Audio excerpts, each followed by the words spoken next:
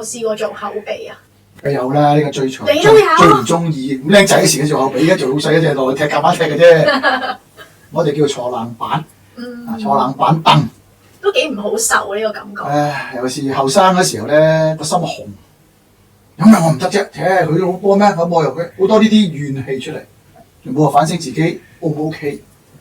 咁而家都係㗎，好多我哋而家我哋球隊有啲我哋提拔啲後生嘅出嚟，咁我哋嘅教練好醒嘅，到上下咧，即係贏到咁上下，佢就會俾啲後備出嚟踢㗎。即係唔想數人啊，都係就俾後備出嚟踢，俾佢睇見識啊，同埋咧佢覺得個隊係有個團結歸屬感。我成日冇得踢嘅。不過有一樣要講喎，而家有啲我哋香港啲俾錢嘅球隊咧，有啲我聽翻嚟啲後生就話冇所謂咧，唔得啦，有錢俾咪得啦，坐下啦。做下生路，唔做下生路。係咪呢個係好壞？你有冇踢波？你冇踢波，你問題你做揾得多錢，我話俾你聽兩排。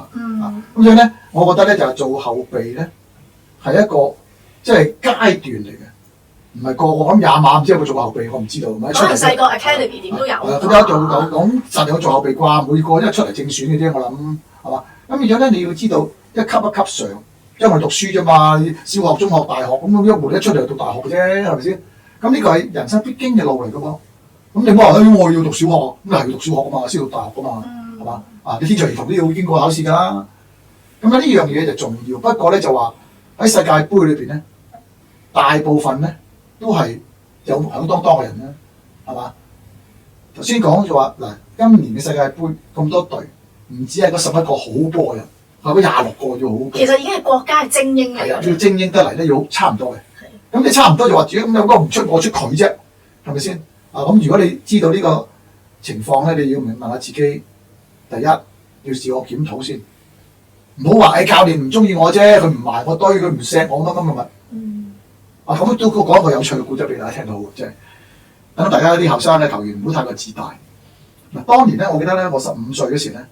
第一次踢球會，咁咧因為頭先你講，即係上幾集講過啦，即係先父係當警察嘅，咁我係踢警察足球隊。